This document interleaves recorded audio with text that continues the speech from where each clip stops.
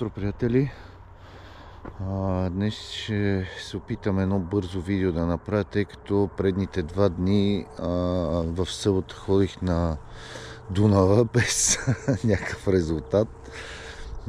Хващахме някакви дребни рибки и сега за там си е малко по-бамбашка риболова и там местните си му разбират. Трябва да се ходи малко повече пъти и сега получих информация къде има риба, но сега то не е само до информация.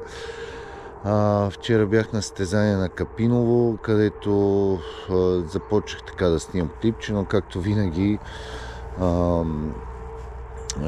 в края не ми се получи. В смисъл, фанах хубави риби, 3 риби хванах, така и към средата на състезанието общо взето си водех в сектора. Въпросът е, че спряха при мен рибите, какво ли направих, не се получи. Ядосах се накрая, ядосах се на себе си, не че някой нещо е направил, просто на късмета и на нещата. Предния път ме биха там на Ясеново с там колко беше 6 грама, а сега пак за второто място с 6 грама. Въобще сложна е така ситуация. Сега днес по заместване, тъй като Наско има някакви задачки, дойдох на язовира първи тук за стопанисването на язовира, нали, да има човек. И така съм тук, ще направя един бърз риболов, няма да разтягам платформи и щуроти, ще си забъркам, както винаги, тъй като миналия път даде резултат. Ето има вече един колега дойде, язовир е в доста прилично ниво, ето рибки прииграват, ето нататък също. Колкото знам, тук близо до стената риболова е около тук в по-близката дистанция, където прииграват близичко. Правих един риболов там в дъното, където беше около 95 метра, има клипчето, можете да го видите. Тогава буквално ги пребих за 2 дни, много шаран. Сега ще опитам тук на късичко, нямам и въдици за дистанции, това от вчера, каквото са ми двете въдички, тънките. Ще умеся, както винаги, както знаете, ето на Yantra Mix, Fish and Mango или риба и манго и Blackfish, които ще са 1:1. Двете си ги умесвам, сега няма да забъркам цялото количество, ще умеся прямо по половин пакет и с 2 въдички, които и без това са на къса дистанция. Едното ще е прямо на около 30 и няколко метра, грубо казано. Другата ще е на хептен на късичко, защото тя е 2,70. Вчера, между другото, хванах една риба с може би около 3 кила, 3 малко. С тази 2,70 тя е до 30 грама. Няма такова удоволствие.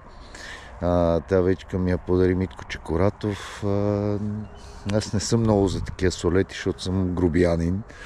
Обаче страхотно удоволствие, никакъв контрол, направо се гъне от макарата, страшен кеф ми направи, така че днес ще пробвам ето тук, къде се обръща така прилична рибка. Започвам и днес вече, доколкото мога, най-колкото време има, ще снимам тук какво се случва и така. Чао за сега.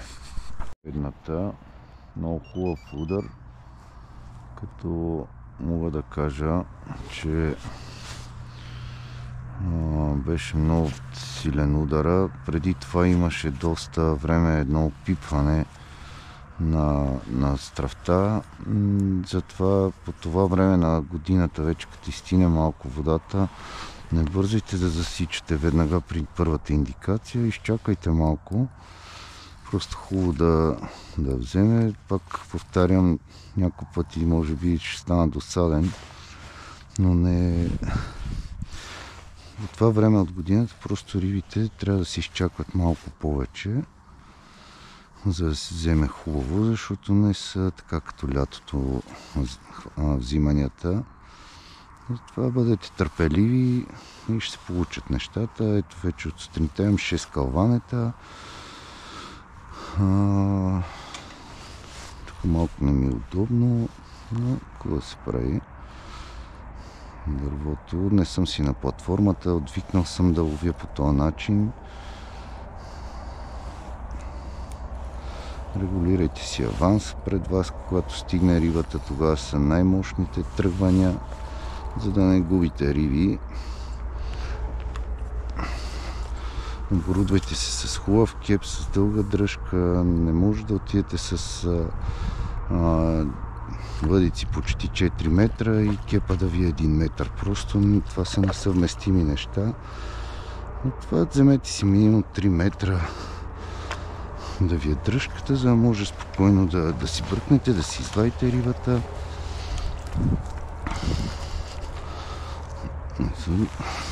Взимането след дългото опитване беше доста мощно.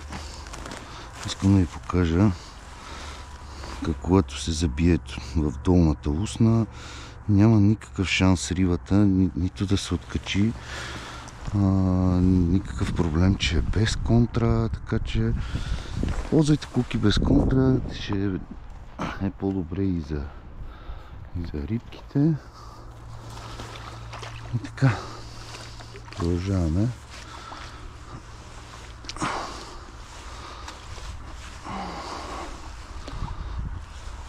Айде.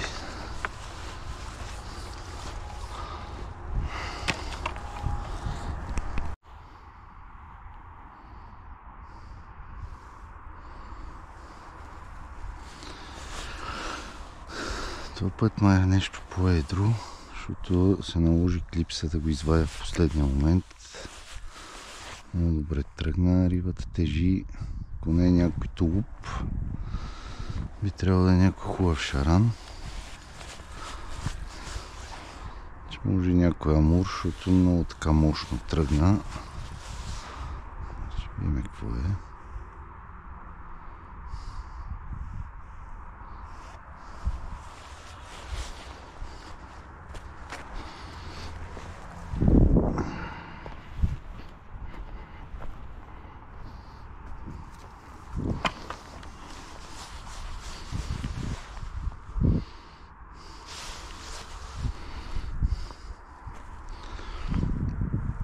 Доста акорда взе. Вече под тия тръскания не ми така изглежда да е много голяма, ама все пак щом се наложи да освобождавам клипса, би трябвало да е по-добра риба.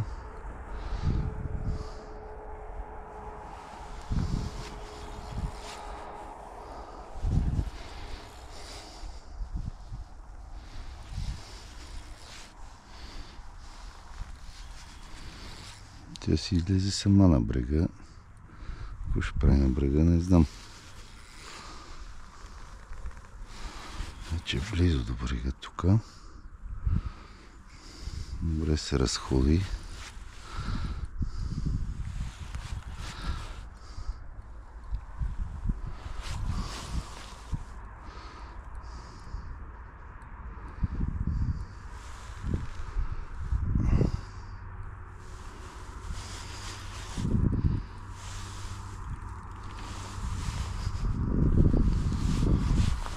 Виж, че е хубава рибата.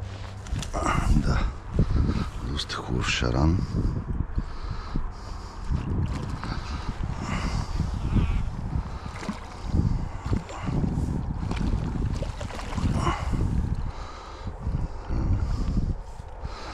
Не съм казал на колеги, когато си купуват кеп,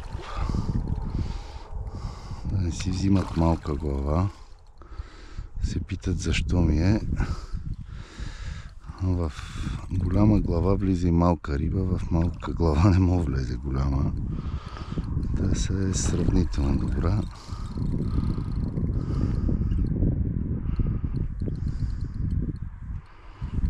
Хубава рибка.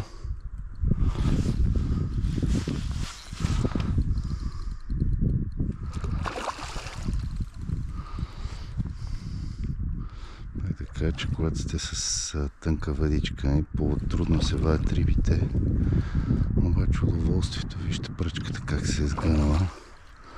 Няма такъв кеф това е 3,60 до 60 грама, няма такъв кеф. Извадите голяма хубава риба с такава въдичка. Не бързайте, когато сте хване хубава риба, не бързайте. Както каза един приятел, вашата риба няма кой да вземе. Че оставете хубаво да се умори, дори да се откачи, не го приемайте на живот и смърт. Въпреки че не съм аз точно човек това да го казва, защото аз съм с изключително болни нерви. Състезание, когато загубя някоя така риба, доста се ядосвам, но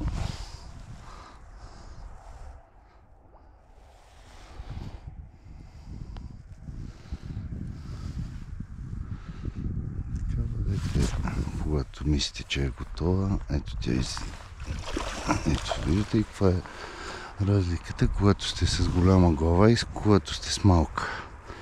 Риба вече трябваше да е в кепа, само че главата е доста малка. Тя е прилична, но реално не е за такива риби. Се налага малко повече да я морите и да я вкарате от към главата. Слънцето също ми пречи много.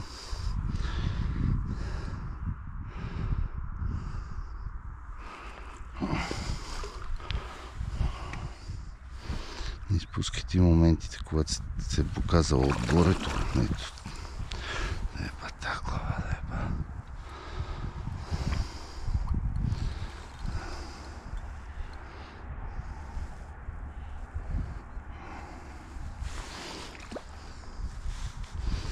Добре, че в този момент не кълве другата, защото ще стане интересно.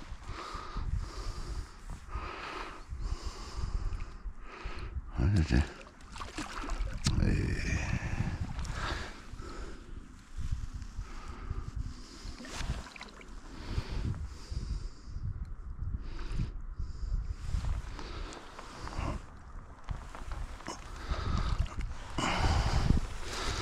Виждате, че главата не е за тая работа. Виждате, че тя стърчи отвън.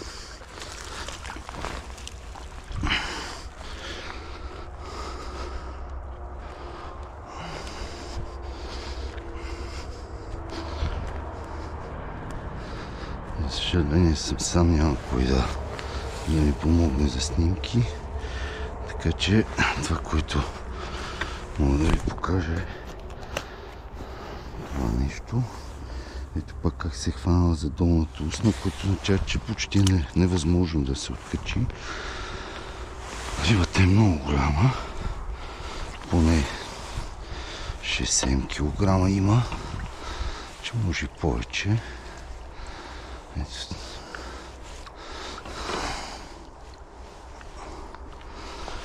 Вижте за каква красива риба става въпрос. Има и такива риби тук.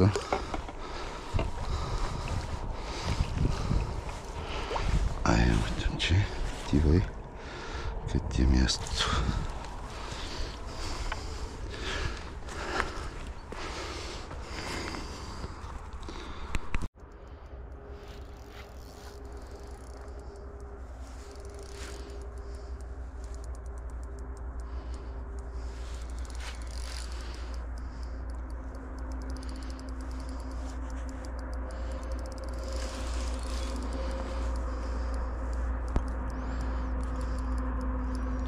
Може пак да е хубава риба, въпреки че не тръгна много тежко, но както гледам, може и да има нещо 3-4 кг, нещо, защото тази въдичка е матрикса, тя е до 50 грама. Също страхотен кеф, вижте как се гъне, направо уникална въдичка. Страхотен кеф след вчера и онзи ден ми трябваше такъв риболов, за да си укротя нервите малко. И с този кеф, ето виждате, с подръчни материали, колчета, каквото съм намерих тук на Митко, столче, храната само, дето си е моята, нашата янтра микс, манго и блекфиш. Виждате, че и на колегата от време на време има някакви калванета, но в повечето случаи При мен са рибите.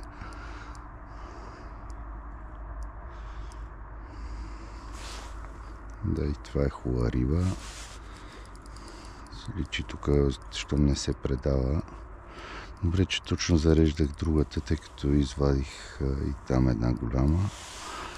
Нали, след това имах след голямата веднага един удар, който нали, ми се откачи рибата вътре.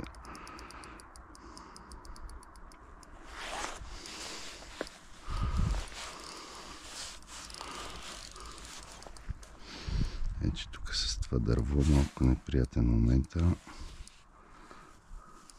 Че сега ако ми скъса ще стане купон.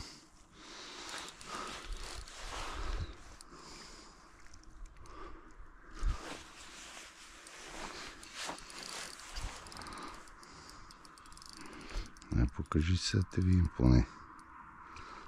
О, добра е. Добра е рибката.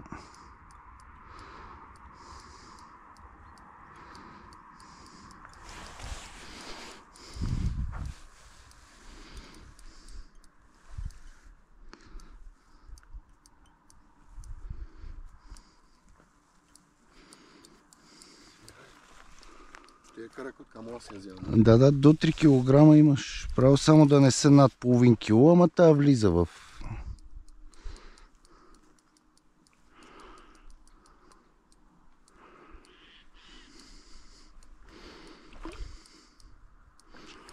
Ето е пак нещо от сорта на 5-6 кг.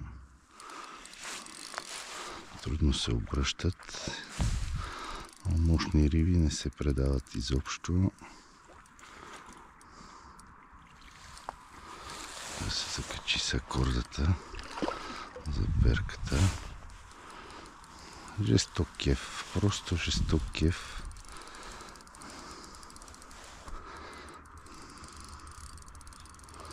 Ето ти една тренировка.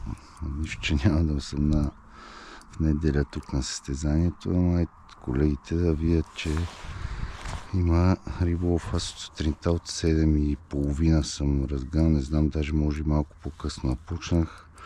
Та вече е 12-та, 13-та риба, която е втора такава голяма. Другите са между килограм и малко до 2. Ето доста така интензивен риболов. Само аз и колегата сме тук на язовира. На състезания може, когато затова, ако гледат колегите, които ще са в неделя, направил съм 3 метода, метнах нали, на стиски, залепени на метода, без никакви, ето там се обръща голяма риба в плиткото, без никакви плескания. Миналия път имаше, може би това беше грешка с кошниците за хранене. Не трябва, сега язовира дълго време преди да го вземем ние не е ползван за спортен риболов. Рибите, които са вътре, реално не са свикнали на такъв шум или по-скоро не приемат тези пляскания, не свързват с храна. Така че мой съвет е, ако храните първоначално, просто с метода метнете си 2, 3, 4 метода. След това, ако трябва, даже калванетата, между другото, сега са ми до около 5-та минута, грубо казано, 5-та, 6-та. Значи можете да... може би няма нужда от тежка, по-скоро влезте някакъв тайминг 5-6 минути и си... Не правете такива излишни шумове да има.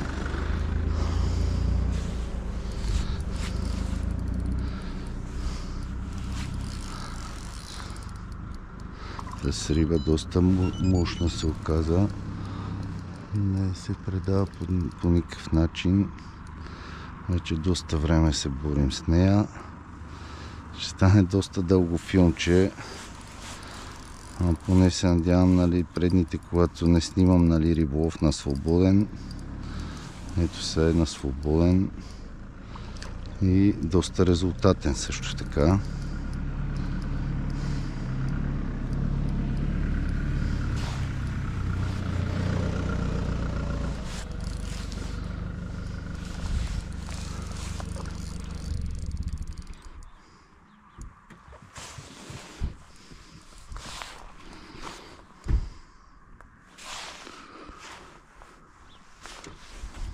Здравейте. Ще ги натискате ли? Ами.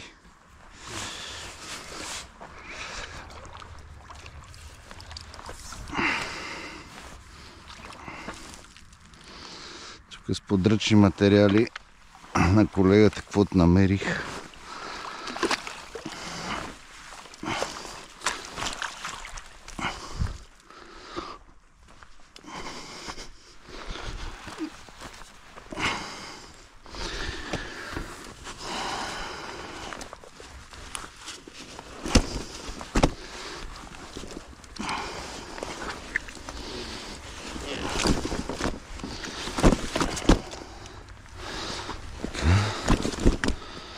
Колеги, пак да видите къде е монтажа, точно в долната устна, който никакъв шанс за откачане за рибката.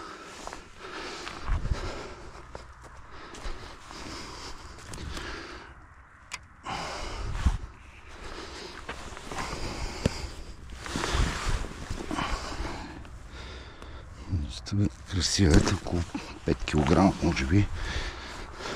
И сега обратно. Къде ти е мястото?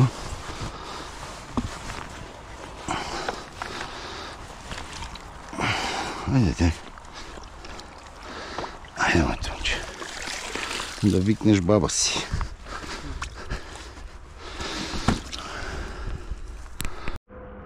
Наближава обяд. Както казах, вече имам на 20 риби. Калванетата намаляха. Безветрието никога не е добър вариант и така като напече слънцето. Виждате как стана стъкло. Рибите може би се изтеглиха в далечния край, там в плитичкото. Но има са някакви от време на време някакви придърпвания. В такива случаи рядко каквото и да направите сработва.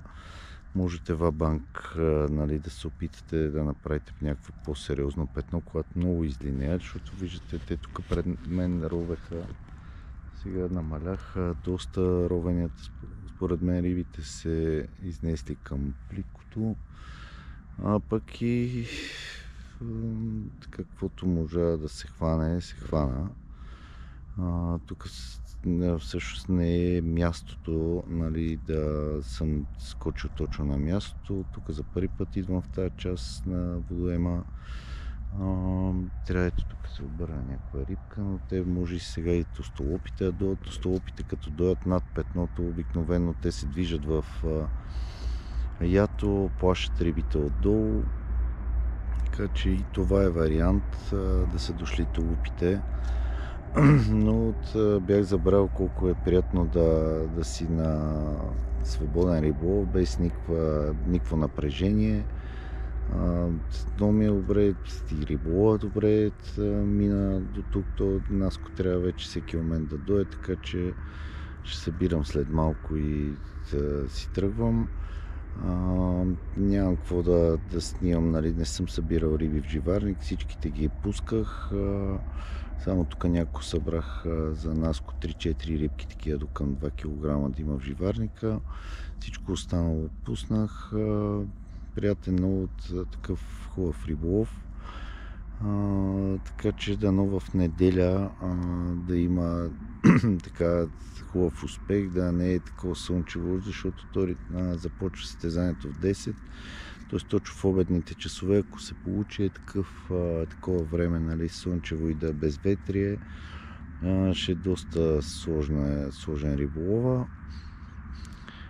И така, продължаваме докато дойде нас. Колко има още някоя интересна рибка и някоя калване, ще го снимам. До вечера ще направя филмчето. Но за сега това е от мен.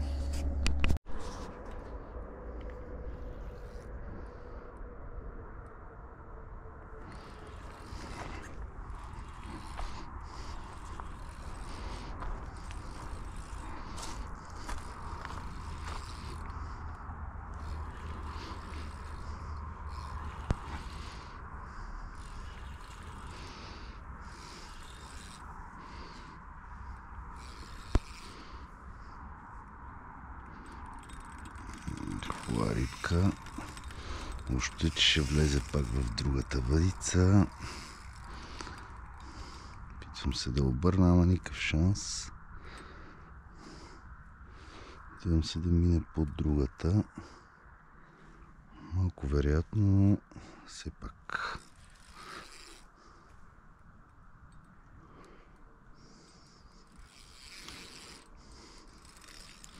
Виждате какви мощни удари прави. Може би мина под другата въдица, предаде се.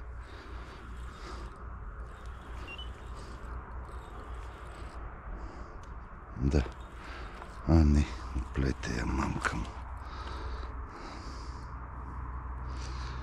И, както казах, случва се и това.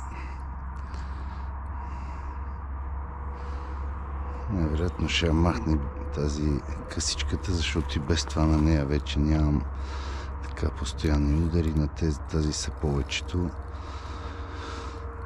Махна, защото за втори път оплитане, тая хубава риба.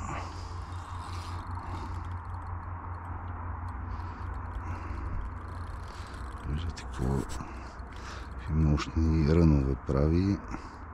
Сега не е нещо кой знае какво, но рибата е прилична, не е като другите, които бяха по 2 кг. Това е нещо 5-6 кг поне. Едва ли е нещо по-голямо, защото са 80-12 кг, там вече никакъв шанс. Тя и по друг начин се държи самата риба. Това е нещо 5-6 кг.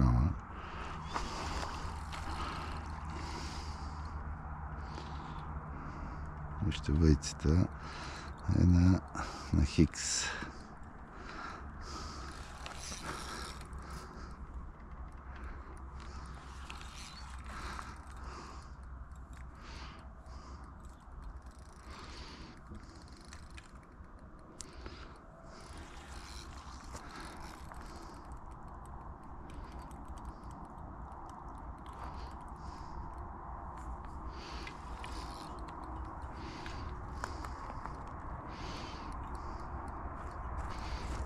Вижте, това е... Няма такова удоволствие да вадиш голяма риба с пръчка с малка акция. Това е удоволствието от риболова. Не е количеството, а просто от хубави мощни риби с тънки въдици. Това е върха на сладоледа. И когато си на свободен, защото това нещо, ако се случи, когато си на състезание, там имаш бокс, който е 10-12 метра и такива ръмове заплита колегите до вас и става проблем. Както предположих, там е някъде около 5 кг. Не е по-голяма. Рибата просто е много мощна и все пак контролът е по-различен с тънка въдичка.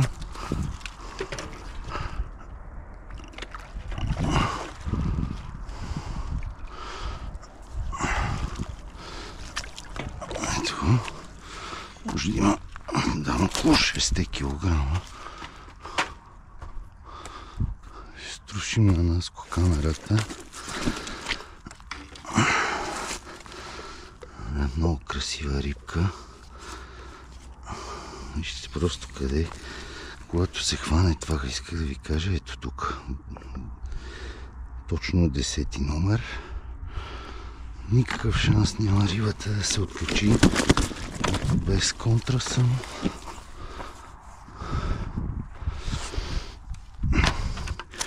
Ето рибката. Може да има 6,5 нещо от сорта. Много красива. Ето няма една дупка в устата. Можете да видите. Рибите са... Тук има доста риби, които не са болени, особено големите правят жесток кеф. Айде сега обратно.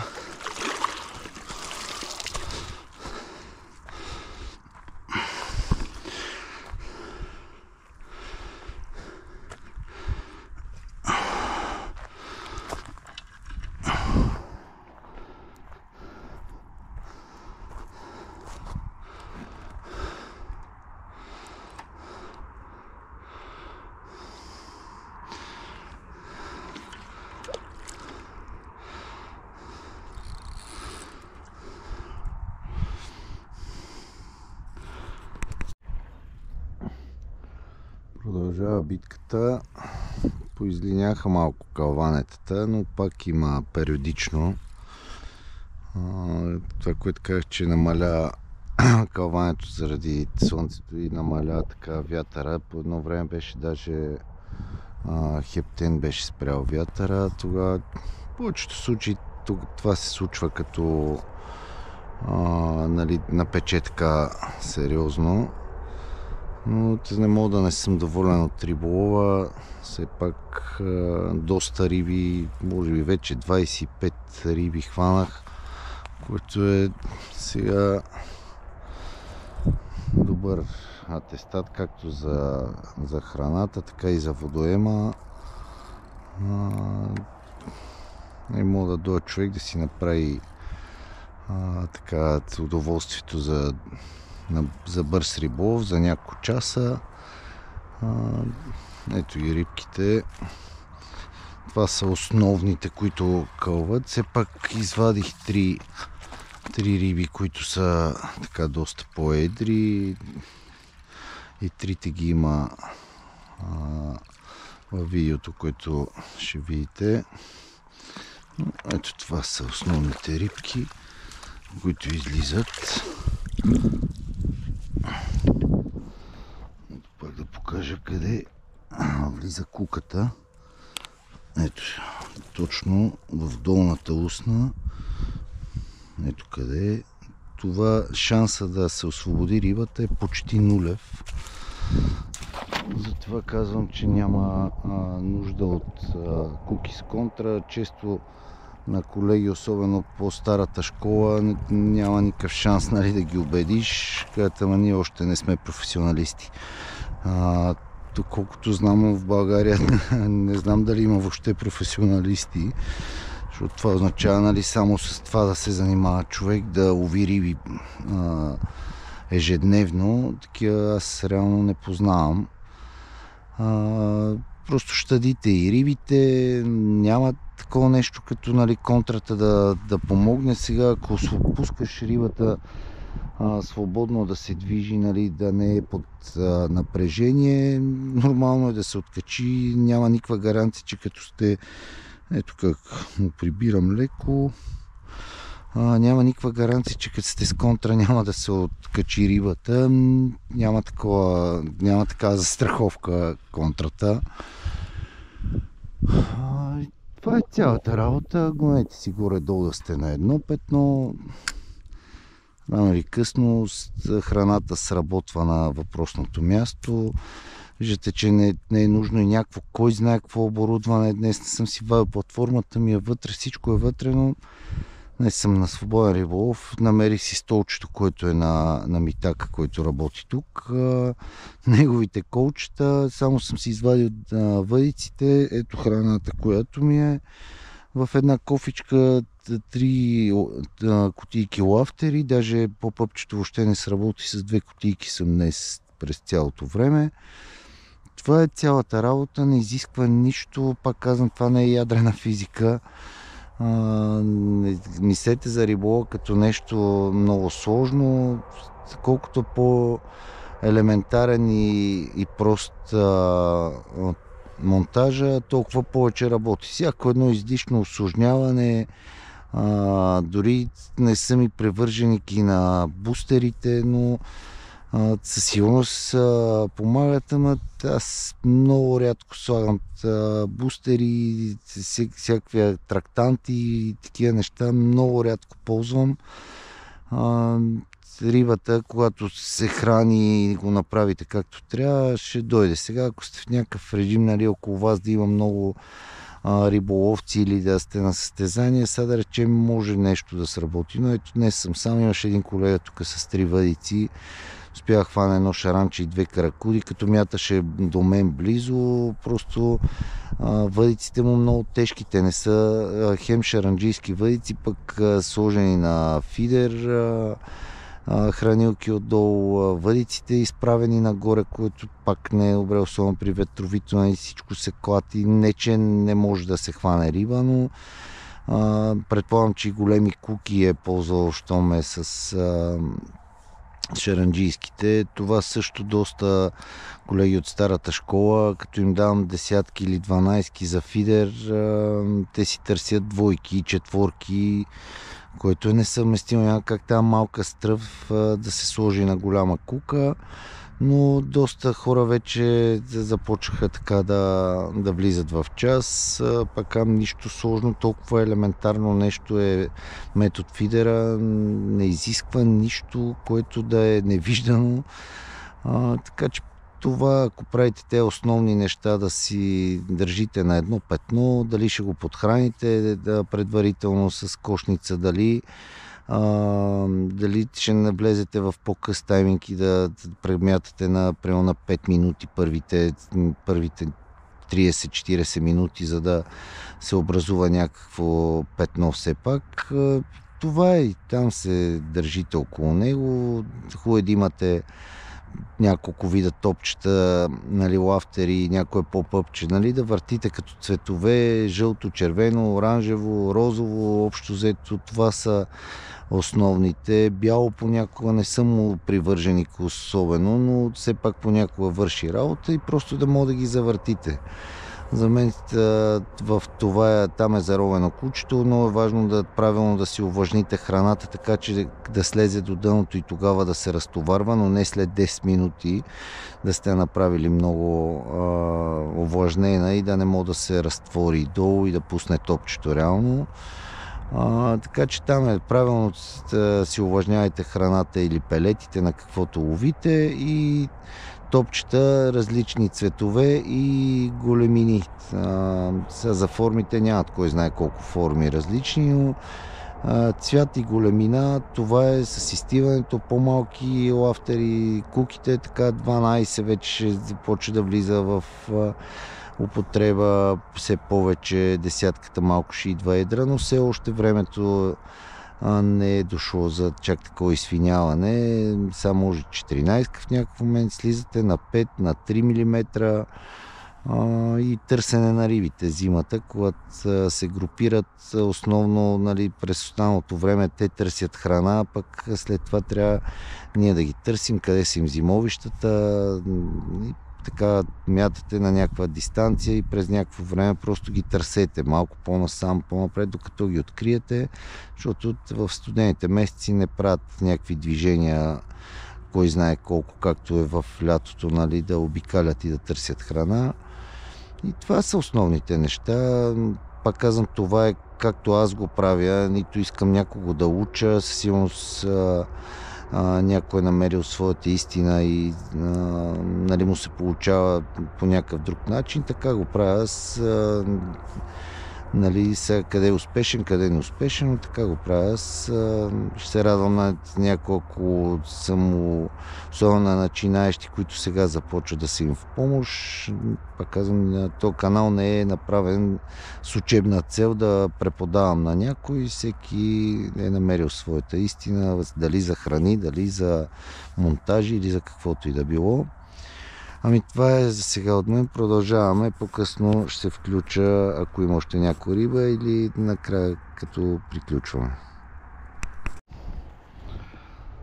Докато си качвам видео едно в TikTok-а с предната риба. Няма и 2 минути. Отново удар. Е си голям бой. Вече наближавам 30 риба, почти регулярно, малко излиняване на риболова и отново влязаха пак на петното, колкото и да не съм правил някакво, кой знае какво петно, то започва на клипси там вече да се трупат и си така регулярно, втора, трета, четвърта, макс до 5-та минута, на втора нямам да речем, 2,5-3 минути са най-бързите калванета, но риболова си е направо интензивен, ако ме питате мене.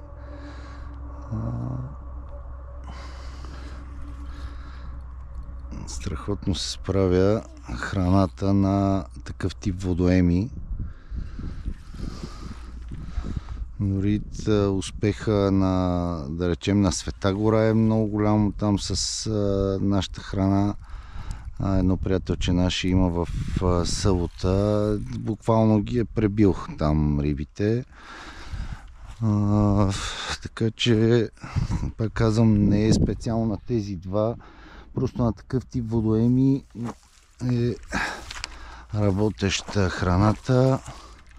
Безотказна е. Вече доста имаме поръчки на онлайн магазина ни, за изпробване на Яровци язовира в Трънско, който преди стопанисвахме заедно с Боби, сега само той остана. Там също много добре се справя тази храна. Правил съм клипче оттам, така че можете да си поръчате, или ако сте от Търново, можете да дойдете в магазина, да си я вземете и да изпробвате храната. За мен е изключително успешна. Ето виждате, рибките са този калибър.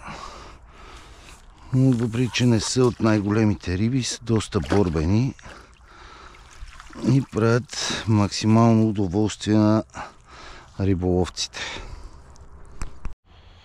Ами, това беше, приятели, от днешния риболов. Не мога да не съм доволен. Мисля, че минах бройката 30, даже съм сигурен, че съм я минал. Беше хубав и успешен риболов. Както казах, имах нужда от такъв тип разтоварване, нали, да не се лови под напрежение. Имаше и някои по-едри риби, вие ги видяхте, така че това е, посещавайте водоемчето, наистина си заслужава. Вижте там хубава ивица, права, напред също да е добре. Няма риболовци от другата страна, т.е. можете да мятате и на по-големи дистанции. Виждате, че има добра популация на шаран, има амур, има толстолоб, каракуди. Една извадих, не съм я снимал, беше 7-800 грамова. Сега те не се дават да се взимат. Каракуди може да се вземат до 3 кг в таксата, но не по-големи от половин килограм, нали, да тежи една от тях. Така че ориентирам се към приключване. Храната вече ви няколко пъти ви я казах, Янтра Микс. Можете да намерите както в физическия ни магазин във Велико Търново, така и в онлайн магазина, който също се казва Янтра Фишинг, както водоема. Вече и отбора, който ще е по метод фидер за следващата година, който се сформира, също ще се казва Янтра Фишинг. Ами това е от мен. Тази седмица отивам на Прогрес за финала. Не знам какво да очаквам от риболова там. Може би са променили нещата от последния път. Ще разберем. В петък, събота и неделя 3 дни ще е финала.